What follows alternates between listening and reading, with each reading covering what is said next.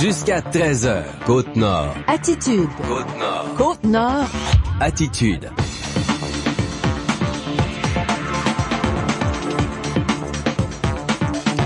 Bon lundi midi tout le monde et bienvenue à notre émission d'actualité d'affaires publiques à Pure FM. Jean Saint-Pierre avec vous à l'animation de Côte-Nord Attitude. Le lundi, je co-anime avec Valérie Dionne. Bonjour Valérie. Allô Jean. Passez une belle fin de semaine malgré le froid. Ben oui, une belle fin de semaine. Écoute, je suis allée prendre part à la marche samedi. C'est du nombre de ceux qui ont été braver le froid samedi. C'est quand même frisquet, hein? Ben écoute, c'est sûr que c'était pas chaud, surtout sur la rue Arnaud. Là, je te dirais que c'était vraiment pire. Rendu sur Brochu, ça allait quand même assez bien. Mais je me disais, tu sais, le froid, ça pourrait être une belle excuse pour ne pas y aller. Mais non. Je trouvais que le geste était beau, puis c'était organisé depuis longtemps. Donc je me suis dit non, on va y aller même s'il fait froid, on va aller prendre l'air et tout ça. Puis ça a été franchement un bel événement là. Puis c'était le fun aussi de voir que les gens se sont déplacés quand même en grand nombre, même si justement là il y avait un froid assez sibérien là, disons samedi qui nous frappait. Moi, je jouais au curling cette fin de semaine. J'ai manqué une partie de cette marche-là. Mais un beau tournoi du côté du club de curling de Sept-Îles. Best Buy, très bien organisé. Belle soirée samedi également. Bravo à tous les organisateurs. Une belle organisation sportive, le club de curling à Sept-Îles. Et à Côte-Nord Attitude, ce midi, on va parler d'abord avec le directeur de la recherche au Cégep de Sept-Îles. Il y a des projets intéressants du côté du Cégep, entre autres. On travaille depuis un petit bout de temps là, des travaux de recherche pour adapter des panneaux solaires au climat nordique. Le directeur de la recherche, il s'appelle Hussem Ibrahim. Il s'associe à plusieurs chaires de recherche universitaires, entre autres, pour ce genre de projet-là. Il y a un bon potentiel, semble-t-il, pour inclure l'énergie solaire dans les zones nordiques au Canada. L'électricité se rend pas partout, même en Basse-Côte-Nord. On a vu les problèmes à La Romaine avec une centrale au diesel. Ce serait une alternative, justement, au diesel, ce qui se développe là, dans le domaine de la recherche au Cégep de Sept-Îles. On en parle plus en détail vers 12h15. La semaine dernière, la ville de Port-Cartier a adopté le budget. Elle devait être avec nous jeudi midi à Côte-Nord Attitude, Violaine Doyle, mais ça a été un rendez-vous manqué. Mais là, l'entrevue, nous allons vous l'offrir vers 12h25. Un retour sur le budget de 22 millions de dollars pour 2017 à la ville de Port-Cartier. On parle aussi du déneigement, du plan d'immobilisation, là, tous les projets de construction, d'amélioration qu'on aimerait réaliser au cours de l'année, mais des 3 prochaines années, en fait. La mairesse défend donc la gestion rigoureuse des fonds publics du côté de la ville de Port-Cartier, puisqu'il n'y aura pas de hausse de taxes. Ensuite, vers 12h40, Valérie, on parle du prochain Salon du livre du printemps. Oui, exactement. On va parler avec Marie-Claude Vigneault, qui est la coordonnatrice du Salon du livre de la Côte-Nord, parce que même si on doit attendre encore un petit peu avant de connaître la programmation adulte, si on veut, il y a les auteurs jeunesse qui ont été dévoilés. En fait, les auteurs jeunesse de la tournée littéraire. On a dévoilé ça, des gros noms là, de la littérature jeunesse québécoise qui vont s'arrêter dans les écoles de Tadoussac jusqu'à Sept-Îles. Et ensuite, il y en a même qu'on peut faire des téléconférences. Tout ça, en tout cas, Marie-Claude va tout vous expliquer ça tout à l'heure. Et pour les classes, là, pour les professeurs qui veulent recevoir des auteurs dans leur classe, c'est le moment de s'inscrire là. Donc, on pourra parler de cette belle tournée littéraire jeunesse du Salon du livre avec Marie-Claude Vigneault aux alentours de 12h40. C'est des auteurs jeunesse, mais très expérimentés dans la littérature jeunesse, puis surtout dans l'animation. Il y en a qui font des choses extraordinaires, qui viennent captiver les enfants. En fin d'émission, on parle du 4e souper bénéfice et de l'organisme Greffe-toi à nous. Il y a un souper bénéfice au Centre des congrès samedi prochain. Le docteur Louis-André Chartrand est président d'honneur de cette campagne de financement cette année. Il connaît bien la réalité. Il travaille tous les jours avec des patients qui doivent avoir recours à une greffe. Il y a Maryse Clemens qui est impliquée également dans cet organisme-là. Elle l'a déjà vécu. Donc, on va parler de cette réalité. Quand on est quand même assez loin, les greffes, ça se fait pas à l'hôpital de Sept-Îles, ni à Bécomo ou Rimouski. Il faut aller à Montréal, à Québec, pas mal tout le temps, là. Donc, on parle de cette réalité et du soutien qui existe pour ces gens et ces familles qui doivent vivre l'attente d'une greffe. En fin d'émission, Côte-Nord Attitude. Avant cette série d'entrevues sur nos ondes, on vous propose à l'instant un bulletin d'information régionale. Actualité Pure FM. Eh bien, on surveillait ce matin le match entre le Canada et la Russie au championnat, aux Universiades 2017. Eh bien, les Canadiennes ont perdu. Mélodie Bouchard et Team Canada finalement remportent la médaille d'argent. Elles ont perdu 4-1 contre les Russes ce matin à Almaty, au Kazakhstan. L'équipe canadienne de hockey féminine avait quand même réussi là à se rendre en finale grâce à une belle performance de Mélodie Bouchard qui a inscrit 8 points dans ce tournoi au championnat du monde universitaire. Les Russes défendaient leur titre de championne acquis en 2015. Ils ont gagné 4-1 contre le Canada ce matin. Émilie Paquette devient directrice des relations avec le milieu et responsable des communications pour Mines Arnaud. Elle quitte ainsi la direction de la Chambre de commerce de Sept-Îles. Le directeur du projet de mine d'apatite au canton Arnaud, Michel Lafontaine, se dit heureux d'accueillir Émilie Paquette au sein de l'équipe. L'annonce de la nomination a été réalisée ce matin par Investissement Québec, qui reste le gestionnaire du projet minier. Le président de la Chambre de commerce, Steve Chapado, souhaite un bon succès à la nouvelle porte-parole de Mines Arnaud et souligne son talent et sa contribution à l'avancement de la Chambre de commerce. Émilie Paquette a aussi été directrice de l'information du journal Le Nord-Est et directrice des communications chez Tourisme Côte-Nord. Elle s'implique aussi auprès de la Fondation de l'Hôpital et du Club optimiste de Sept-Îles. Pour la première fois en 25 ans, un réserviste de Sept-Îles devient capitaine du NCSM Joliette. Magella Galland succédera au capitaine de corvette François Lévesque à l'été 2017. La réserve navale de Sept-Îles a remis diverses promotions, prix et trophées récemment. La plus petite division au pays démontre du savoir-faire et du dynamisme, selon le porte-parole du NCSM Joliette, Hugo Porlier. Les matelots Martin Boulet, Philippe Gauthier et Vincent Jonf ont obtenu de nouveaux grades. Alain Fournier a été honoré pour 22 ans de loyaux services dans les forces canadiennes et Martin Lepage a reçu le trophée de matelot de l'année. La petite mosquée de la rue Brochu à Sept-Îles s'est remplie de messages de paix au terme d'une marche regroupant environ 250 personnes samedi après-midi. Les marcheurs ont bravé le froid en répondant à une invitation pour témoigner leur solidarité envers la communauté musulmane de Sept-Îles. Quelques personnes, dont le maire Régent Porlier et le porte-parole du Centre culturel musulman, Nabil Matradji, ont pris la parole pour exprimer un message d'ouverture. Les participants à la marche ont été invités à visiter la mosquée qui a été la cible de 3 actes de vandalisme dans le passé. Des élèves de l'école Gamache avait confectionné des centaines de cœurs rouges, symboles de paix et de tolérance. Les marcheurs étaient invités à inscrire des messages d'amour sur les cœurs. Le Cégep de Sept-Îles accentue la recherche afin d'adapter des panneaux solaires au climat nordique. Des chercheurs de Sept-Îles travaillent déjà depuis plusieurs années sur des solutions de dégivrage efficaces pour les panneaux solaires. Pour le directeur Donald Bérère, le Cégep de Sept-Îles est sur une heureuse lancée avec l'adaptation au climat froid d'installations qui produiront de l'énergie verte, fournissant ainsi une alternative à l'utilisation du diesel. Le projet vise à optimiser des systèmes à énergie solaire pour des micro-réseaux en milieu isolé. Le directeur de la recherche au Cégep de Sept-Îles, Hussem Ibrahim, sera avec nous dans quelques instants pour plus de détails concernant ces projets de recherche. Et les maires du Québec réclament une stratégie gouvernementale pour le développement économique des régions. Réunis en caucus des municipalités locales, des maires ont demandé d'être impliqués dans les décisions concernant le fonds de rayonnement des régions, annoncé en décembre par le ministre Martin Coiteux.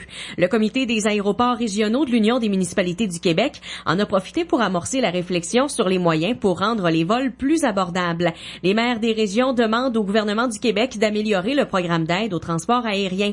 Les maires croient que les prix très élevés en Gaspésie et sur la Côte-Nord s'expliquent en partie par une surtaxe. Le prix des billets d'avion constitue un frein au développement économique et à la mobilité interrégionale, selon l'UMQ. Et voilà, ça complète ce bulletin d'information régionale. Attitude. Il y a des matins. Allô, c'est Valérie. Tous les matins de semaine, j'ai le bonheur de commencer mes journées avec vous dès 6 heures. Actualité artistique, nouvelles locales, sujets qui vous touchent, le tout accompagné d'une dose de bonne musique et de bonne humeur. Je vous attends du lundi au vendredi de 6h à 9h. Pure FM 94. Aïe, aïe, Sophie, t'as des paparazzis qui te suivent. Ben oui, toi. Madame, vous êtes radieuse. Quel est votre secret? Ouais, je suis ta meilleure amie. Tu me croiras jamais. Dis-le donc. Je me suis offert des soins du visage, un lifting sans chirurgie, j'ai peaufiné ma silhouette, je me suis réinscrite au gym et je me suis fait faire une coiffure de star. Seigneur, ça a dû te coûter un bras. Ben non, regarde, j'ai encore mes 2 bras grâce à la boutique Attraction. T'as plein d'offres à 50% du prix partout à travers le Québec. Toutes les femmes en rêvent et moi, j'en fais une réalité. Boutiqueattraction.com. 100% plaisir pour 50% du prix. Jusqu'à 13h. Côte-Nord. Côte-Nord. Attitude. Pure FM. 94.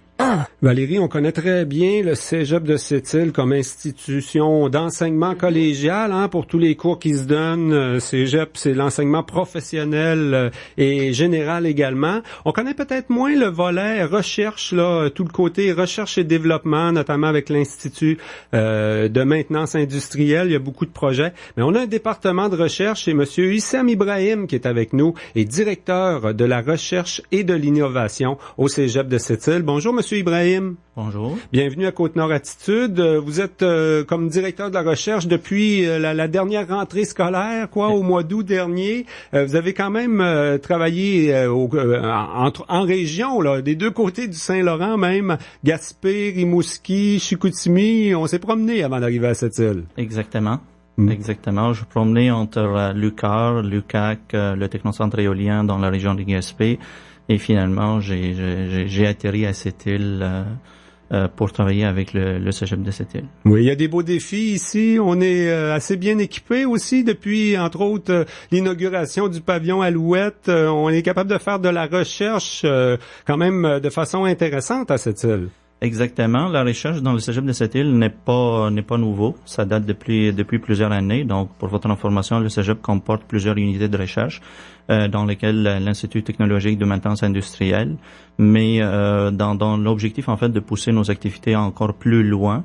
Donc, il a été décidé de la mise en place de la création d'une direction en fait pour la recherche et l'innovation, dont l'objectif de supporter ces unités de recherche dans leurs activités et faire rayonner en fait les activités et le résultat de travaux de recherche qui se déroulent au sein du Cégep à l'intérieur de la région. De la Côte-Nord, mais aussi à l'extérieur de la région jusqu'à l'échelle de la province. Et là, vous avez pu découvrir cette île, un vrai bel hiver rempli de neige quand même, là, avec du froid aussi à l'occasion. On l'a vu en fin de semaine. Vous cherchez, j'imagine, pour vos compétences. Là, je vois entre autres que vous êtes professeur associé à l'école technologie supérieure. Ça doit être à Montréal. Donc, ça vous permet de superviser des stages universitaires, des étudiants qui cheminent là au niveau universitaire ici à cette île. Exactement. Comme vous l'avez dit tout à l'heure, on a beaucoup de défis, mais c'est des beaux défis. Et est-ce qu'on est capable de le surmonter? Oui. On a tout ce qu'il faut dans la région pour surmonter tous ces défis-là et avec par exemple l'implication des étudiants 2e et 3e cycle à la maîtrise ou au doctorat, on sera en mesure en fait d'atteindre la plupart de ces objectifs parce que ces étudiants-là ont des capacités qui dépassent largement par exemple les étudiants au collège. Par contre, on préserve une place aussi importante pour les étudiants au collège dans nos activités de recherche. Ça, il faut pas l'oublier et je tiens à le mentionner. En plus, on mise sur des créneaux dans lequel qu'on connaît bien, notamment notre proximité géographique avec le Nord, pour ne pas dire qu'on en fait partie quand on vit à cette île du Nord. Entre autres, on parlait là des panneaux solaires. Ça fait un petit bout de temps qu'on travaille sur ce projet-là. C'est un des beaux projets de recherche, je pense, qui se fait à cette île, là. Exactement. Il faut comprendre que le Cégep de cette île, avec ses unités ou quelques unités de recherche, travaille dans le domaine de l'énergie solaire depuis plusieurs années, donc même avant mon arrivée. Donc, avec mon arrivée, on vise en fait d'aller encore plus loin. Donc, quand on dit on veut aller plus loin, donc on veut pas travailler de façon conventionnelle sur des problématiques dont les solutions sont connues. Donc, on veut révolutionner nos méthodes de travail et intégrer l'intelligence dans ce domaine-là. Donc, on travaille sur des solutions qui sont pas du tout conventionnelles où l'aspect innovation, en fait, sort de façon claire dans nos activités. Il me semble que c'est une belle avenue, l'énergie solaire pour le Nord. Là, je regarde le tableau météo là pour les 7 prochains jours. Il y a 5 jours de soleil sur 7 qui s'en viennent pour Sept-Îles-Port-Cartier. Plus au Nord, c'est souvent ça aussi, là, des journées très froides mais ensoleillées. Alors, si on a des panneaux solaires efficaces, ça peut être bien. Il peut y avoir même un marché pour ça. Le défi, c'est quoi? C'est le dégivrage, quoi. Si tout gèle autour, c'est moins efficace. Exactement. En fait, c'est un amalgame c'est un mélange de tout ça, de tout ça. Il y a une mauvaise compréhension quand on parle d'énergie solaire. On l'associe toujours à des températures élevées. Mais c'est le contraire, en fait. Un panneau solaire, il performe moins dans des températures élevées comparé à des températures. Une journée comme aujourd'hui, on peut aller chercher l'énergie du soleil même s'il fait froid, hein? Exactement. Donc, pour vous donner une idée, Montréal, le potentiel solaire photovoltaïque à Montréal est beaucoup plus élevé que celui à Paris ou à Londres ou même à Berlin. Donc ça c'est un peu surprenant, mais c'est vraiment la réalité parce qu'il y a plusieurs facteurs qui entrent en jeu. Donc dans le cadre de ce projet-là, il y a plusieurs défis sur lesquels on veut travailler là-dessus. Entre autres, par exemple, le dégivrage de panneaux solaires, parce que quand il y a de givre ou quand il y a de la neige qui s'accumule sur les panneaux solaires, il y a une bonne partie de ce panneau est couvert, donc il est isolé en fait du soleil, il peut pas produire de l'énergie. Il y a d'autres problématiques, c'est plus on l'appelle l'intégration intelligente de panneaux solaires dans d'autres systèmes existants. Ça veut dire quelle serait la meilleure façon pour intégrer le panneau solaire dans un système électrique existant, que ce soit un bâtiment, que ce soit par exemple une mine, que ce soit un camp minier, que ce soit un camp forestier, etc. Donc il y a pas mal de défis à ce niveau-là, que ce soit architecturel, que ce soit conceptuel, qu'on va travailler là-dessus dans le cadre de ce projet-là pendant les 3 prochaines années. Là. Donc on a un échéancier de 3 ans. Est-ce qu'on progresse? Parce qu'on me dit là que ça fait quand même un petit bout de temps qu'il y a des travaux sur le dégivrage, entre autres. C'est sûr qu'il y a du potentiel, mais il faut arriver dans les bonnes années. Là. Ça serait même le temps d'avoir des produits finis, hein? Je vous cache pas, mais je dévoile pas la soi-disant la sauce, mais il y a des solutions efficaces. Et comme je dis, je parlais tout à l'heure de l'innovation. Donc la solution qu'on vise, c'est une solution innovatrice en fait, qui peut même être brevetée, si on veut dire. Donc c'est vraiment c'est de l'innovation. Okay, il y a des secrets là. Il y a des secrets là, professionnels. Exact, parce qu'il faut comprendre que la technologie, on est en 2017, mais si on termine le projet en 2020, il se peut que la solution qu'on développe en arrivant à 2020 devient désuet en fait par rapport à d'autres technologies qui se développent et qu'on n'a aucune. Ben c'est ça, on peut pas tellement prendre son temps non plus dans ce domaine-là. Exactement, mais nous ce qu'on fait, on fait la veille. Donc on regarde ce qui se passe, on étudie les marchés, on regarde en fait qu'est-ce qui se passe dans les autres centres de recherche, pas seulement au Québec, au Canada et ailleurs, en Europe et aux États-Unis. On voit les tendances dans la technologie, on voit la révolution numérique. Donc on prend tous ces facteurs-là en jeu pour dire, selon nous, quelle sera la piste de solution sur laquelle il faut travailler, qu'en arrivant en 2020, on a une solution qui est de l'actualité, pas une solution ancienne. Donc ça, c'est une règle d'art dans nos travaux de recherche au Cégep de Sept-Îles. En clair, c'est vraiment d'être une alternative au diesel. Hein. Quand on installe une mine dans un milieu isolé, dans le Grand Nord, on a le réflexe d'amener des barils. Comme on fonctionne, on a parlé récemment à La Romaine, il y avait des problèmes à alimenter. Là, le bateau avait de la difficulté à livrer le diesel. Ça prend beaucoup de diesel. À peu près toutes les communautés du Grand Nord. C'est sûr que quand on est en milieu polaire, on oublie il y a pas d'ensoleillement l'hiver dans le Grand Nord, mais on a quand même un bon marché sur un vaste territoire nordique, quoi. Exactement. Il faut comprendre que toutes les communautés nordiques au Canada consomment à peu près 900 millions de litres par année. Et on prévoit que ce chiffre augmente avec le temps pour atteindre 1,5 milliard dans les 5 prochaines années. Donc c'est vraiment énorme sur tous les niveaux.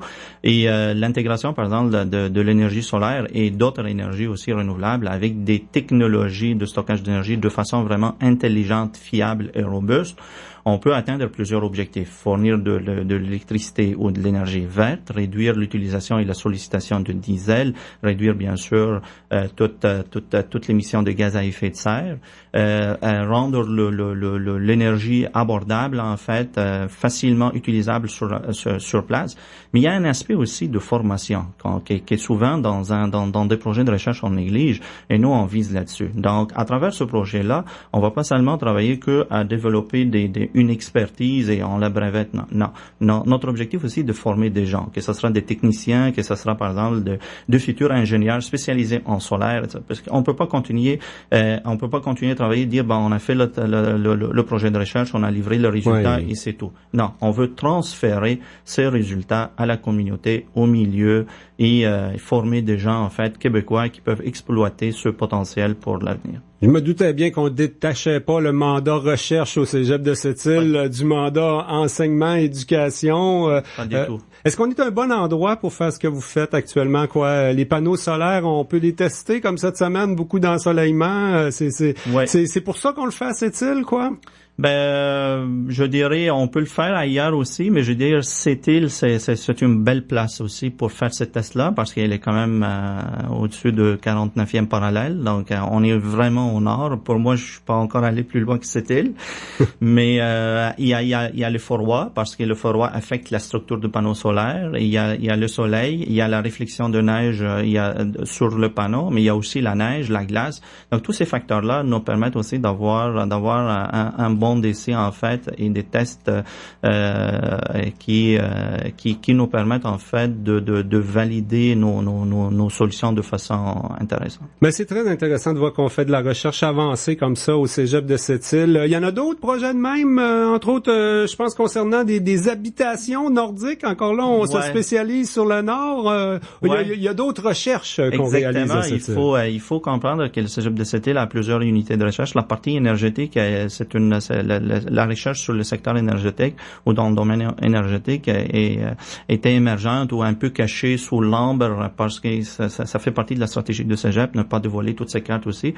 Et ça fait partie aussi de notre planification. Oui, on a plusieurs annonces à faire dans les prochaines semaines, entre autres un projet sur les habitats nordiques intelligents, qu'on les appelle plus habitats nordiques net zéro. Donc l'objectif, c'est de travailler sur la conception d'un habitat en fait autonome de point de vue énergétique qui dégage zéro émission de gaz à effet de serre. Mais ça, c'est un peu complémentaire avec le solaire. Je pense que votre expertise, vous avez travaillé dans le domaine de l'éolien, ça pourrait être une combinaison de 2-3 choses comme ça. C'est une combinaison de plusieurs solutions énergétiques. Sans donner les secrets, là. Non, c'est ça. On ne dévoile pas le secret, mais il faut comprendre que ces projets-là, on travaille avec un bon réseau de partenariats universitaires et collégial aussi. Donc, c'est parmi les universités, on cite l'Université du Québec à Rimouski, l'École de technologie supérieure et l'Université du Québec à Trois-Rivières. C'est très intéressant de voir qu'est-ce qu'on fait dans le domaine de la recherche ici chez nous au Cégep de Sept-Îles. Hussam Ibrahim, je rappelle que tu es directeur de la recherche au collège. Un gros merci pour ton passage en direct à Côte-Nord Attitude ce midi. Merci à vous. Jusqu'à 13h. Côte-Nord. Côte-Nord. Attitude. Pour vous motiver à venir profiter des offres en vigueur chez votre concessionnaire Volkswagen, nous avons fait appel à Joanne, Salut! entraîneuse de patinage de vitesse. Va falloir être vite sur vos patins pour en profiter, là! Effectivement. Présentement, vous pouvez louer la Jetta avec la caméra de recul de série à 0% pour 36 mois. Ah oui! Plus vite! Et pour un temps limité, recevez jusqu'à 1000 $ de rabais bonus sur les modèles Jetta sélectionnés. OK, lâchez pas, c'est le dernier tour! Ces offres prennent fin le 28 février. Visitez offrevw.ca pour les détails.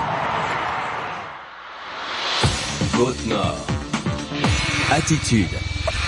Pure FM 94. On va revenir sur le budget de la ville de Port-Cartier. Le conseil municipal l'a adopté jeudi dernier. Il n'y aura pas de hausse de taxes, rappelons-le, pour les contribuables de la ville de Port-Cartier. La mairesse Violaine Doyle est avec nous. Bonjour, Madame Doyle. Bonjour, Monsieur Saint-Pierre. Pas de hausse de taxes, on garde le même taux, je pense autour de 94 cents du 100 $ d'évaluation. Là, il a fallu réaliser un exercice rigoureux, j'imagine, parce que les salaires, les conventions collectives, il y a toujours quand même une hausse des dépenses à ce niveau-là, puis c'est important. important pour une municipalité, là? En fait, c'est 91 cents 34 là, pour chaque tranche de 100 $ d'évaluation. En effet, c'est le même taux de base que l'année dernière. Oui, on a dû faire un exercice très rigoureux de contrôle des dépenses, mais on a eu une très bonne collaboration des gestionnaires de services. Alors, malgré la hausse là, due au salaire, là, qui est une hausse de 2,75 $ de l'heure, et on a été capable de maintenir le même taux de taxe. Est-ce qu'on fait ça sans couper ailleurs? Parce que si les salaires augmentent, c'est toujours 60-70% de la masse là, ou des dépenses qui sont en salaire là, dans tous les secteurs, que ce soit administration, transport ou autre? On avait environ 145 000 $ d'augmentation due au salaire. En fait, nos dépenses de fonctionnement là, ont une variation d'environ 146 550 $, donc essentiellement due à la hausse de salaire. Donc, on est allé faire des économies dans d'autres secteurs, une meilleure gestion là, des autres postes de dépenses et on y est arrivé.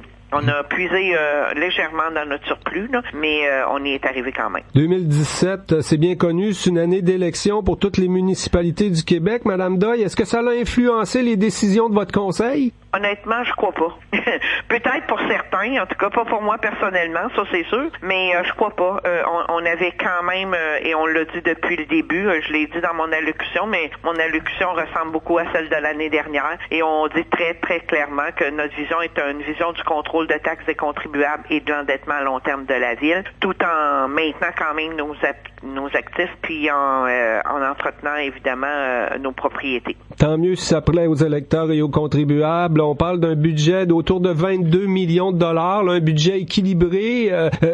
Si on regarde au niveau des revenus, Madame Doyle, là, souvent on pense que nos taxes, chacun personnellement pour nos maisons, c'est important, mais dans le cas de Port-Cartier, c'est moins de 20% de l'ensemble de vos revenus. Il y en a beaucoup qui viennent des commerces, de l'industrie aussi, là. Ben c'est très clair. Hein? Chez nous, on a un grand industriel là, qui à la fois paie des taxes foncières au niveau commercial et au niveau industriel. Et on a deux grands industriels au niveau des usines là, de transformation, comme l'usine de bouletage de ArcelorMittal et également l'usine de sciage de Arbec, qui ce sont les deux gros morceaux. Et au niveau commercial, il y a une portion également reconnue commerciale pour Arcelor. Vous avez parfaitement raison, c'est un très gros morceau, en fait, mais c'est un morceau moins important qu'il y a 25 ou 30 ans. Québec-Cartier, à l'époque, payait encore une portion encore plus importante du budget ministériel. Si je regarde les dépenses, il y a bien sûr, j'aime ça quand c'est fait avec des pointes de tarte, là. J'imagine que votre budget, on le retrouve sur le site web, mais la répartition des dépenses, on voit entre autres là, les postes importants, le remboursement de la dette peut-être, l'administration, la sécurité publique, les transports, c'est important. Au chapitre des transports, il y a beaucoup de choses en voirie. Le déneigement, ça se passe bien chez vous? Est-ce qu'on pense qu'on va déborder aussi, là? On espère que non, mais c'est possible, là. Mais on avait quand même, si vous regardez, une augmentation du budget là, de dépenses au niveau du transport, pas uniquement dû à l'enlèvement de la neige, parce qu'on le savait pas au moment où on a fait les premières, mais on avait ajouté une location d'un équipement. On espère y arriver, mais on va faire comme tout le monde. On va réagir à partir du moment où on n'a pas de contrôle sur Mère Nature.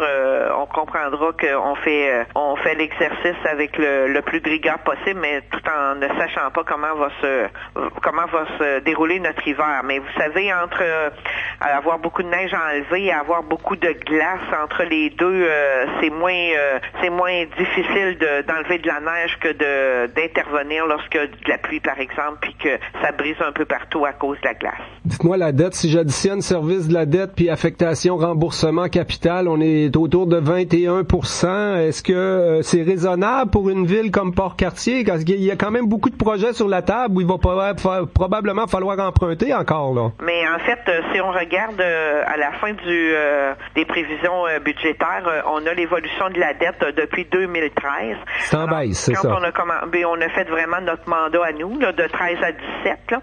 Alors, quand on a commencé, la dette nette était à 36 millions. Et aujourd'hui, là, à la fin de l'année 2017, malgré qu'on a emprunté pour des projets d'importance, par exemple comme la réfection de l'aréna ou la réfection de certains secteurs de rue à Rivière-Pentecôte, on se retrouve quand même avec un différentiel de 8 millions de moins. Alors, ça veut dire une moyenne d'environ 2 millions à chaque année où la dette descend. Alors, pour nous, c'est ça l'essentiel. C'est très clair qu'on peut pas résorber une dette à l'intérieur d'un mandat. C'est impossible. Puis si vous regardez le pourcentage de la dette versus la richesse foncière uniformisée, on est parti de 5,5, 5,5 et on est maintenant à moins de 4% de notre richesse foncière uniformisée, ce qui veut dire qu'on est sur la bonne voie. À chaque fois qu'on adopte un budget dans une municipalité, on se donne un plan triennal en immobilisation. Pour Port-Cartier, on parle quand même de 53 projets là, autour de 40 millions de dollars. Bien sûr, on espère des subventions du gouvernement du Québec. Parlons d'abord de ceux prévus vraiment au budget de 2017. Place McCormick pour contrer l'érosion des berges, l'enrochement, ça c'est réglé, hein? Ben en fait, on espère que c'est réglé, mais en fait, pour nous,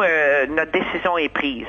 Ce qui nous reste à attacher, je devrais avoir la visite d'intervenants, de responsables du ministère de la Sécurité civile lundi, c'est le financement. Mais pour la décision de le faire, c'est très clair qu'on va aller en enrochement. Maintenant, notre défi, c'est de s'assurer de l'accompagnement du ministère de la Sécurité civile dans ce dossier-là. Alors ça, c'est sûr qu'on est déjà parti en appel d'offres là, pour des services professionnels pour faire cet enrochement-là. Là où ça devrait bouger en 2017, c'est à Pentecôte. Il va y avoir enfin des chantiers pour l'aqueduc et les égouts là-bas. Je l'espère plus que vous, Monsieur Saint-Pierre. Mais c'est là aussi, on a encore beaucoup de démarches à faire auprès du MAMO et c'est pas nécessairement simple tous les jours. Là. Des études préliminaires qui nous sont demandées qu'on n'attendait pas, qui vont retarder le projet. Alors, j'espère que malgré tout, on va arriver à être capable de donner un contrat de travaux pour durant l'été 2017. Et on va bien sûr compléter ce qu'on a commencé en 2016, là, tant du côté de l'ancienne salle de quilles que du centre quartier. On va remettre des allées de quilles à Port-Cartier. Il y a bien des gens qui vont s'en réjouir, je pense. Ben, en fait, on va recréer parce que c'était l'espace qui a déjà été utilisé pour 4 allées de quilles. On va recréer cet espace-là. On va le rendre disponible. On espère que la coop qui actuellement est en train de se former va finaliser son financement d'ici la fin de l'été, pour un début des activités en automne. Mais l'espace va être disponible et je pense que oui, tout le monde va être content.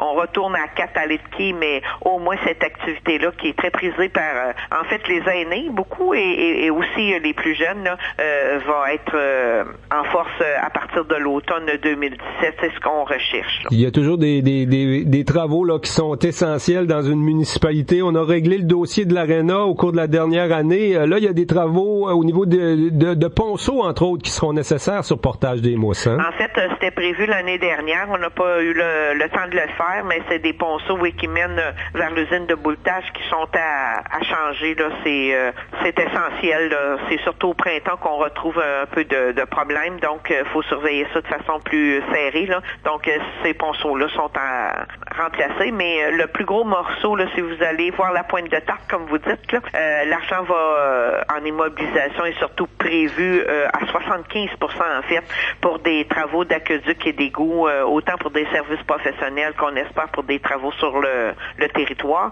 Mais ces travaux-là sont la plus grande partie également est subventionnée et c'est l'autre pointe de tarte là où on voit que les travaux qui sont prévus sont subventionnés à 65%. À plus long terme, on parle quand même de beaucoup de projets pour 2018-2019. J'imagine qu'on va en discuter le prochain conseil, au prochain budget aussi. Mais le quai municipal, ça devrait être le gros morceau. On espère que la facture va être assumée par le gouvernement du Québec à 100% ou en tout cas pas loin. En tout cas, nous, ce qu'on a prévu, ce sont évidemment, c'est pas des montants à hauteur de millions de dollars, mais on essaie de prendre soin de nos infrastructures. Actuellement, on est en train de travailler justement sur le quai. Oui, on espère sérieusement une réponse positive. Ça fait, je vous cacherai pas, quand même quelques années là qu'on se rend rencontrer les ministres responsables pour leur dire qu'on a besoin d'aide pour enfin faire une infrastructure de développement économique. J'espère qu'au prochain budget, on va voir apparaître le quai de Port-Cartier, là, comme on l'a vu apparaître pour d'autres projets là, qui se sont faits ailleurs. Je voyais dans votre discours, votre allocution, là, qu'on a quand même beaucoup d'intentions pour soutenir les propriétaires, les nouveaux, les gens qui voudraient devenir propriétaires à Port-Cartier, puis aussi les gens qui voudraient revitaliser leur propriété aussi. Là. On essaie d'encourager ça d'année en année, quoi, ou c'est nouveau? En fait, le programme de revitalisation date de quelques années. Cette année, il y a une modification parce qu'on l'étale sur plusieurs années dans le secteur commercial. Là. On l'étale sur 5 ans, alors avec des valeurs plus importantes, ce qui devrait encourager nos commerçants à se rénover. Et dans l'autre, c'est le projet d'accès à la propriété. Ça, c'est un nouveau programme et on est très content de ce programme-là parce que vous savez, dans nos visées, il faut amener les gens à choisir Port-Cartier, il faut devenir attractif. La façon de le faire, c'est d'aider les gens à acquérir une première résidence principale sur notre territoire. Alors, on le fait sous forme de crédit de taxe et c'est progressif. Là. Une personne seule, c'est 1 000 $ et ça va jusqu'à 3 000 $. On sait aussi qu'il y a des retraités qui partent de la ville et qui s'installent avec bonheur chez nous. Fait qu'on veut les attirer chez nous. On veut qu'ils viennent terminer leur retraite ici, mais évidemment, on veut aussi conserver nos retraités chez nous, là, ceux qui sont ici déjà. Là. Donc, un budget équilibré autour de 22,2 millions de dollars. Il est disponible, on peut le voir sur le site Internet de la Ville? Je crois que oui. Si ce n'est pas fait maintenant, là, ça va être fait dans les jours qui viennent, peut-être plus tard lundi. Honnêtement, je n'ai pas validé, là, mais normalement, il devrait apparaître sur le site de la Ville. Madame Doyle, c'est une année d'élection. Vous, est-ce que vous serez candidate en novembre 2017 pour un retour, pour continuer votre mandat, continuer votre œuvre à la Ville de Port-Cartier? Ma décision n'est pas prise ni dans un sens ni dans l'autre. Je me laisse encore quelques mois de réflexion. Et ça se discute, les membres du conseil actuellement, tout le monde est un peu en réflexion, quoi? Je sais qu'il y a des gens qui ont annoncé qu'ils ne revenaient pas. Pour les autres, c'est pas plus clair que ça ne semble pas plus clair que ça l'est pour moi. Ben, il y a eu de bonheur. On a encore le temps de réfléchir. Absolument. On a surtout beaucoup de travail à faire. Un gros merci d'avoir pris du temps avec nous pour nous expliquer le budget de la Ville de Port-Cartier, Madame la mairesse. Ça me fait plaisir, Monsieur Saint-Pierre. Attitude. Grande liquidation finale. La mercerie Armand Charrette vous propose des prix qui vous saisiront comme le froid, mais qui vous laisseront une sensation de réconfort. Lot de pantalons, de chandails, de chemises et de souliers offerts à des prix dérisoires, 59 $ et moins. Lot de manteaux pour hommes à moins de 100 $. Pour vous, mesdames, les manteaux sont réduits de 20 à 50%, sans oublier tous les autres spéciaux en magasin. En ces temps froids, profitez de nos prix chauds. Un seul endroit, mercerie Armand Charrette, 459 Brochu. Jusqu'à 13h. Côte-Nord. Côte-Nord. Attitude. Pure FM 94.1. Valérie, on va parler de la prochaine édition du Salon du Livre de la Côte-Nord. Ça va arriver assez vite quand même, du 24 avril au 1er mai. Et là, on a quelques informations sur la programmation, celle qui s'adresse aux jeunes. Hein? Oui. C'est toujours un volet important du Salon du Livre, le volet jeunesse. Ben tout à fait. Hein? Puis le Salon du Livre de la Côte-Nord est vraiment réputé pour faire une grande place justement là, à la littérature jeunesse. Et un volet important de ça, c'est la tournée littéraire dans les écoles. Et pour nous en parler, on reçoit la coordonnatrice du Salon du Livre de la Côte-Nord, Marie-Claude Vigneault. Bon midi, Marie-Claude. Bonjour. C'est toi qui travailles là-dessus, hein, la tournée littéraire. C'est vraiment une grosse partie du boulot pour le Salon du Livre. Hein? Oui, la tournée littéraire jeunesse, là, c'est une grosse partie de mon travail, là, quand ça arrive. C'est un gros travail de logistique. Donc, dans le fond, cette année, on a 10 auteurs qui vont se déplacer sur le territoire de Tadoussac jusqu'à Sept-Îles pour présenter des animations. Donc, les auteurs nous font une proposition d'animation qu'on envoie dans les écoles. Donc, c'est déjà parti dans les écoles. Les écoles ont jusqu'au 24 février prochain pour faire leur choix d'auteur. Après ça, ils nous envoient leur choix. Et après ça, c'est le travail de logistique qui commence. Mm-hmm. C'est vraiment, vraiment assez complexe. On veut le plus possible possible répondre avec les premiers choix des écoles. On fait ce qu'on peut, puis en même temps, on veut donner le plus d'animation possible aux auteurs aussi pour que ça soit agréable pour eux, là. Donc, c'est un gros travail, mais c'est tellement plaisant à faire. Tout à fait. Et là, on a donné la liste des auteurs la semaine dernière. J'ai l'impression qu'on a l'embarras du choix là chez les écoles parce que on a des gros noms de la littérature jeunesse québécoise vraiment dans cette tournée-là. Oui, on a vraiment des gros noms là qu'on parle de Marie-Lou Addison, Guillaume Demers, Tristan Demers, Roger Dubé, Annie Groovy, Pierre Labrie, Richard Petit, Prisca Poirier, Géronimo Stilton, puis Pierre-Yves Villeneuve. Vraiment, c'est une belle brochette d'auteurs jeunesse, là. Ouais, il y en a pour tous les goûts. Moi, je pense aussi aux garçons. Souvent, tu sais, on sait que les petites filles ont peut-être plus de facilité à aller vers la lecture. Pour les garçons, là, je trouve qu'on a un beau choix aussi là-dedans pour s'adresser à eux. Hein? Vraiment, on a un beau choix. Puis, tu sais, si on prend un petit 2 minutes juste pour vous parler un peu des activités qui peuvent être possibles, là. Tu sais, t'as Roger Dubé, c'est vraiment pour les plus petits, comme Annie Groovy aussi, Tristan Demers, mais tu sais, Tristan Demers, on le connaît depuis longtemps, on n'a pas besoin de faire de présentation chez lui, là, mais Annie Groovy, là, elle parle de Léon, là, sûrement que plein de gens connaissent sa série Léon.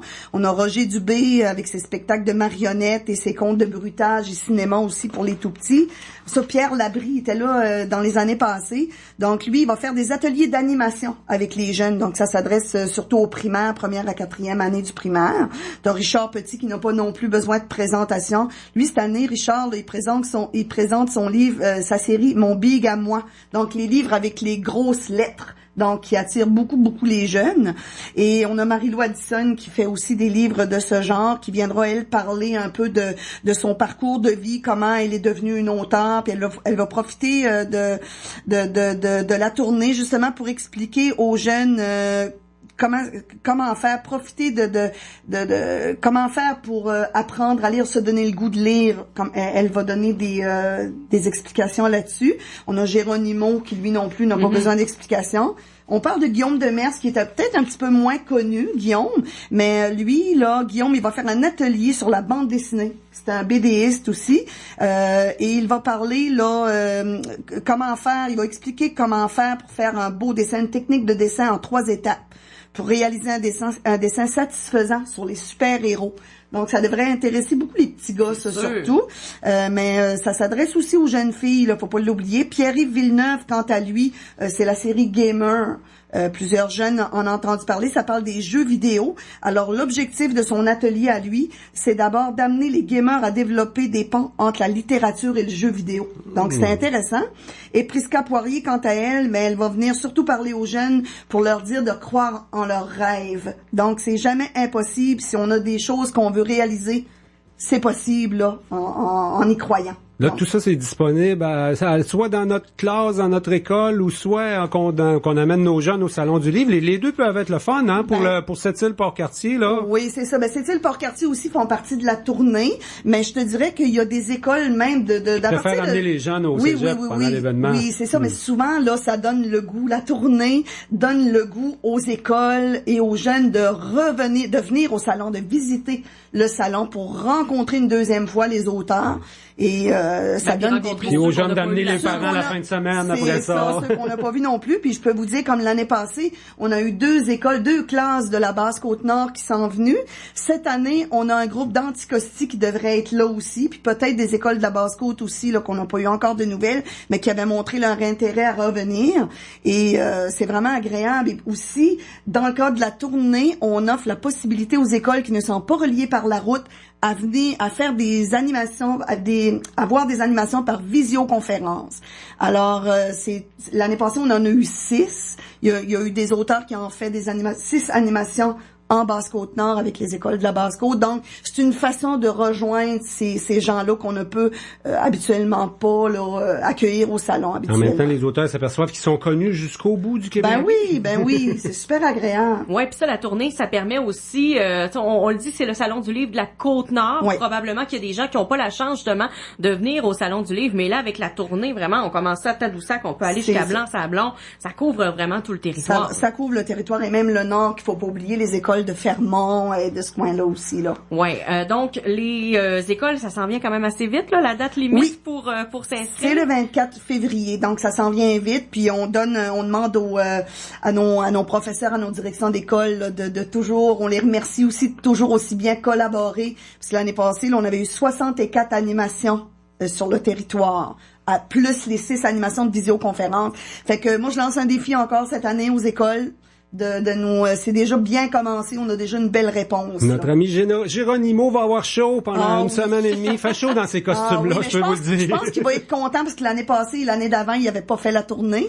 Fait que cette année, il est de retour et on est très heureux de l'accueillir aussi. Ouais, puis ça, les auteurs aiment ça aussi, hein, faire la tournée. Les auteurs aiment ça parce que c'est une façon aussi d'être proche des enfants. Puis c'est une façon c'est pour ça que on essaye d'organiser des activités pour pas qu'il y ait trop des gros groupes, pour que l'auteur soit proche et une belle proximité avec les enfants. Là, on parle de la tournée littéraire, bien sûr. Là, faut s'inscrire avant le 24 février, mais durant le salon, le volet jeunesse, il prend aussi une belle grande place. Ah oui, il prend une grande place. Puis vous voyez, le jeudi, vendredi, là, c'est les journées des visites scolaires. Donc, l'année passée, on avait eu près de 2000 étudiants qui sont venus là durant les 2 journées. Ça s'annonce encore. Cette année, on a battu encore des records. Là, je dirais que c'est assez. On va avoir beaucoup de jeunes qui viennent et on est vraiment heureux de voir. On travaille fort pour présenter quelque chose, mais on a une belle réponse aussi là pour les visites scolaires. C'est vraiment agréable. Je pense aussi que pour les professeurs, ça peut être un bel outil de regarder le guide puis de voir qu'est-ce qui est offert parce qu'il y a des conférences, il y a des spectacles. C'est pas juste aller faire le tour du salon. Oui, c'est ça. Il y a plein d'activités. Les 2 journées consacrées aux écoles, c'est beaucoup des animations jeunesse et c'est vraiment bien là. Tu sais, nous autres, on a le souci d'organiser des activités en fonction des groupes d'âge qui sont présents de demi-heure en demi-heure. Fait que les gens qui viennent au salon, ils sont assurés d'avoir des animations qui vont convenir à leur groupe. Même chose pour volet adulte, parce que là, on parle beaucoup volet jeunesse, mais je sais que, on est en train de travailler, je dis on parce que je m'inclus là-dedans, on est en train de travailler pour monter une programmation aussi avec les auteurs adultes. Puis ça aussi, il faut le souligner quand même, là, que le Salon du Livre, c'est pas seulement de faire le tour puis d'aller bouquiner, c'est vraiment aussi... Mais oui, samedi, dimanche, ça devient familial, c'est le fun pour les enfants puis c'est le fun pour les adultes. Puis, on est chanceux là sur la Côte-Nord d'avoir un Salon du Livre de la Côte-Nord. Puis c'est un rendez-vous annuel qu'on a. Là, on n'a pas la chance, comme en ville, à tous les jours, d'avoir une conférence quelque part ou d'avoir un auteur, une dédicace d'un auteur quelque part. Tu sais, ici, ça se passe une fois par année à Sept-Îles. Bon, puis ça permet aux gens de la Côte-Nord de faire de belles rencontres et aussi des belles découvertes. Tu sais, fait que moi, je trouve qu'on est vraiment privilégiés d'avoir cette possibilité-là. Donc, vas-y, Jean. Donc, les 2 madames sont bien impliquées dans le Salon du Livre, ils savent des choses qu'ils n'ont pas le droit de nous dire à ce moment-ci. Mais normalement, on annonce la programmation au début avril, pour l'événement. Oui, c'est ça, c'est le 11 avril. Cette année, il me semble, la conférence de presse. Puis, tu sais, je voudrais pas passer sous silence aussi. Je prends 2 secondes pour le dire, qu'on a un beau comité d'animation qui travaille avec nous, dont Valérie Moret, Valérie Dionne, Marie-Ève Laforge, Sébastien Duguay. Donc, qui travaillent avec nous pour... j'ai pas oublié personne? Non, je pense qu'on est toutes là, Donc, Mélanie et moi, donc, on travaille fort justement pour aller chercher le maximum puis essayer d'aller sortir le maximum, de répondre aux besoins de toute une population, là, de différents groupes d'âge, là. Fait que je pense que cette année encore, on va avoir vraiment une belle programmation. Oui, donc ce sera le 11 avril qu'on va dévoiler ça. Là. Moi, je parlerai pas plus que ça parce que c'est difficile. C'est dur, hein? Oui, c'est ça, c'est bien difficile. Mais bref, Marie-Claude Vigneault, merci beaucoup, coordonnatrice au Salon du Livre de la Côte-Nord. On invite les professeurs à prendre connaissance de cette programmation pour la tournée littéraire et de s'inscrire avant le 24 février prochain. Certainement. Puis on pourrait peut-être juste parler un petit peu du projet BookTalk. Là, on élaborera pas beaucoup, mais l'activité est lancée, donc ça s'adresse aux jeunes de 12 à 21 ans. On demande aux jeunes d'enregistrer une courte vidéo dans laquelle il fait part de son livre québécois ou canadien français préféré. Alors, ces jeunes-là peuvent courir la chance de gagner de très beaux prix. Alors, ça se passe, faut que les gens, livre-toi, Et c'est le projet Livre-toi, le projet BookTook. Donc, c'est le 1er avril, la date limite là, pour remettre la vidéo. Donc, et les détails connus et qu'on a le droit de dire sont disponibles sans doute sur le site Internet. Hein. C'est assez facile à trouver. salondulivre.com, carrément, comme quelque chose comme ça. Hein. Salondulivre Côte-Nord.com, je crois, mais il y a la page Facebook aussi. La page Facebook aussi du Salon du Livre. Donc, toutes les informations qui doivent être dévoilées le sont. Puis, au fur et à mesure, on vous tient au courant. Puis, on vous remercie de nous donner l'opportunité de venir en parler, justement. Un gros merci, Marie-Claude Vigneault. Dans quelques instants, on parle de l'organisme Greffe-toi à nous. Côte-Nord. Attitude. La compilation. La compilation. Salut, c'est David. Du lundi au vendredi dès 18h, je vous invite à un voyage dans le temps musical à Pure FM avec la compilation. Parce que commencer la soirée avec ça. On s'est aimé comme on se quitte. Ou bien ça. Anyway, je suis content. Ça me semble que ça fait du bien. Commencez vos soirées de semaine du bon pied avec la compilation dès 18h. Pure FM 94. Salut mec, ça te dérange pas si je prends ton petit savon là pour la douche? Excusez, là, vous êtes qui là? Bah la bande de copains. La bande de copains? Mais qu'est-ce que vous faites chez moi? Bah écoute, on s'installe, hein. Après la cuite qu'on s'est tapée hier soir, tu nous as invités à crècher chez toi pendant un mois. Oh, c'est vraiment sympa, hein. Après tout, on se connaît même pas, hein. Non, on se connaît pas. Si vous ne vous souvenez plus de ce que vous avez fait la veille, Éducalcool vous rappelle que la modération a bien meilleur goût. Excusez-moi, tout le monde, j'ai quelque chose à vous annoncer. Je suis lesbienne.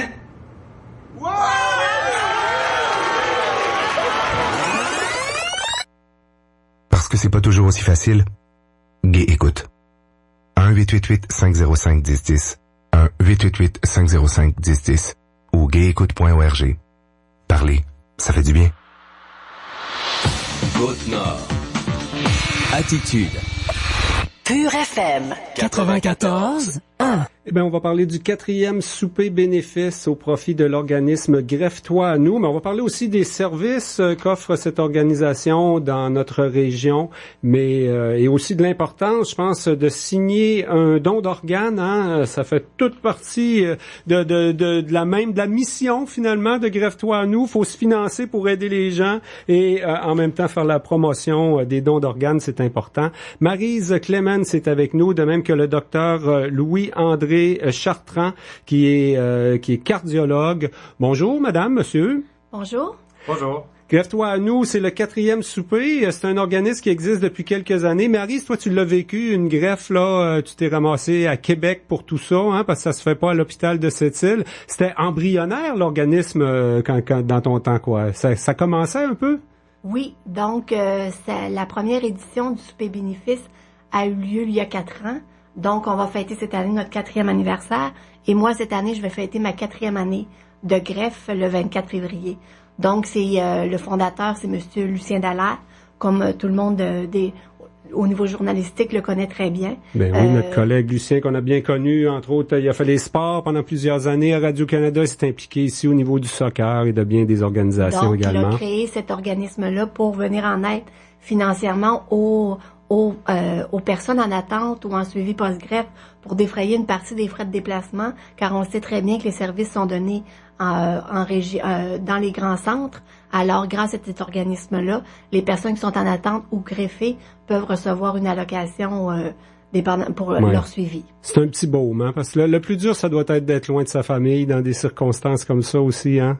Oui, c'est sûr que moi, ça a été, c'est pas dans les normalités d'une greffe. Je voyais une jeune fille qui était greffée dans la région de Rivière-du-Loup, Lisa Marie. Elle a reçu le cœur en cadeau à Noël. Alors, ça fait 1 mois présentement. Elle est déjà à la maison. Son suivi, moi, c'est une première chirurgie qui s'est malheureusement mal déroulée. Mm-hmm. Docteur Chartrand, on s'implique quand on est cardiologue, la réalité sur le terrain, on la connaît, hein? Oui, parce que en fait, ces gens-là, dans le cas de Marie, c'était de l'insuffisance cardiaque. Pour les différentes personnes qui ont besoin d'une greffe, la situation est critique. C'est une situation de vie ou de mort. Les gens sont coincés dans le mur, puis ont la mort qui est directement face à eux. Alors, la greffe, ça peut transformer leur vie. pour une greffe cardiaque, une greffe du rein, du foie, des poumons. On a justement quelqu'un qui est en attente depuis 3 mois à l'hôpital là, pour une greffe de poumon. Alors, c'est la réalité de tous les jours. Puis pour ces gens-là, c'est une transformation parce que après la greffe, par exemple, du cœur, là, maintenant, le cœur va mieux, mais il faut quand même assurer le suivi assurer le suivi pour éviter qu'il y ait un rejet, parce que c'est quand même un organisme qui est pas, c'est d'une autre personne humaine, mais par contre, il risque d'avoir un rejet. Alors, il faut absolument que les gens aient 2 ou 3 médicaments contre le rejet pour contrer le rejet. Diriez-vous que c'est plus difficile pour une famille, là, parce que parfois ça arrive quand même assez jeune aussi, ou même pour un adulte, pour un couple, quand on est à l'extérieur, quand on est en région un peu éloignée comme cette île là, puis on sait qu'il va y avoir une partie de ça qui va se passer à Québec ou à Montréal, là. C'est sûr que c'est plus facile pour quelqu'un qui est greffé à Québec, qui demeure à Québec, alors que imaginez, là, pour Maryse, là, ça a été 9 mois dans les hôpitaux. Ben oui. C'est très variable, donc, le temps de séjour à l'extérieur, hein, finalement. Et elle a eu de la famille en soutien, de la famille ou des amis qui étaient là à tous les jours, en permanence, presque à tous les jours. Alors, pendant les 9 mois, alors c'est phénoménal. Et puis, en fait, moi, je m'implique parce que ces gens-là ont un courage, puis une force de vivre, puis une force de caractère là, qui est remarquable. Mm-hmm. Maryse, est-ce que t'as cette impression-là, quoi? T'en as côtoyé d'autres aussi qui l'ont vécu différemment? Tu donnais un exemple tantôt de quelqu'un qui a eu à peine à sortir quelques semaines à l'extérieur. C'est toujours quand même à distance, hein? Oui, moi, ça a été suite à l'opération, mais plusieurs sont en attente pré-greffe. Alors, l'attente doit se faire. On doit aller attendre notre organe à l'extérieur parce qu'il faut être dans un rayon de 2h30 du centre hospitalier dans lequel on recevra notre transplantation. Alors souvent, ça nous amène à déménager les personnes en attente dans la région, soit de Québec ou Montréal, dépendamment des types d'organes qui doivent être greffés. Fait que c'est sûr que l'attente peut être très longue, le temps d'avoir un organe qui est compatible. L'attente peut passer de 1 an à 3 ans et demi, dépendamment du type d'organe qui doit être greffé. Puis c'est un processus qui est malheureusement obligé pour ces personnes-là. Moi, c'est suite à l'opération que ça a été plus long, mais d'autres, c'est avant l'opération que c'est plus long. Alors, c'est pour ça que l'organisme est là sur place pour sensibiliser, éduquer les gens aux dons d'organes et aussi aider financièrement les gens et de supporter moralement ces personnes-là. Effectivement, parce que ce que j'entends là aussi, ça me rappelle que c'est important de rappeler aux gens qu'il faut signer notre carte de don d'organes. Hein. C'est vraiment quelque chose qui est c'est un don de soi, mais tu sais c'est quelque chose qui est hyper important là, quand on vous entend parler là. Faut le signer, mais surtout informer la famille qu'on leur désire donner nos organes lors d'un décès qui arrive. Malheureusement, quand ça arrive, c'est tragique pour la famille. Oui, c'est pas un geste individuel. Si on n'informe pas la famille, même si on a signé la carte, ça risque de pas marcher. J'aime dans les différents, mais dans Téléromans ou même j'écoutais votre programme de Véronique Cloutier, on faisait un témoignage justement en lien avec le don d'organes. J'écoutais une reprise hier soir. Fait que le don d'organes est de plus en plus médiatisé dans les téléromans, dans les différentes émissions.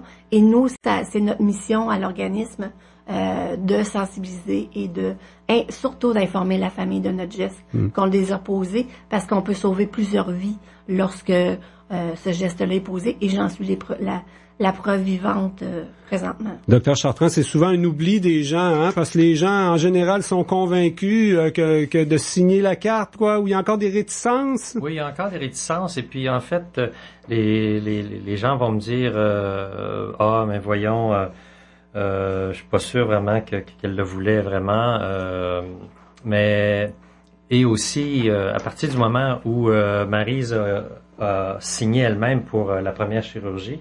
Puis qu'après ça, elle est devenue comateuse, puis que le résultat était pas satisfaisant. Ben, les autres chirurgies, c'est pas elle qui a signé, c'est son mari. Alors, pourquoi c'est les autres que lorsque la personne est inconsciente, c'est le conjoint ou la conjointe qui signe. Alors, c'est comme ça légalement, puis il faut absolument que les gens soient au courant d'accepter la greffe. Alors, dans le cas de Maryse, ben, son mari acceptait qu'elle soit opérée, mais pour d'autres personnes qui sont comateuses, qui deviennent donneurs, ben, cette personne-là, il doit avoir quelqu'un qui se porte garant et qui signe et qui accepte la chirurgie pour le don d'organes. En tout cas, c'est encore une jeune organisation. On en est au 4e souper bénéfice. L'organisme s'appelle Greffe-toi à nous et l'événement aura lieu samedi au Centre des congrès de Sept-Îles à partir de 17h30. Maryse, on peut se procurer des billets. Je pense qu'il y a des tables pour 10 billets. Ça doit être encore disponible. Vous pouvez communiquer avec M. Jean-René Tremblay au 88 409 5803. Donc, ou aller sur notre site, sur notre page Facebook ou notre page le courriel. Oui, on avait aussi le nom de Michel Pelletier aussi qui peut prendre des réservations 961-81-95 pour ce souper samedi soir. À porter du rouge et nous allons passer une belle soirée en agréable compagnie. Tout le monde en rouge, ça va bien ça, ça beau va être une thème. belle couleur, on festoie la Saint-Valentin. Et on remercie aussi tous nos commanditaires qui présentement nous soutiennent aussi de différentes façons pour que cette soirée soit digne d'une belle soirée et qu'on puisse poursuivre les objectifs que l'organisme s'est fixés. Voilà, on soutient les familles en attente d'une greffe. Le souper, c'est samedi. Le thème, c'est le don d'organes. J'ai ça à cœur, d'où la couleur rouge. Maryse Clemens, Dr Louis-André Chartrand, un gros merci pour votre passage à Côte-Nord Attitude ce midi. Merci pour l'invitation. Merci bien.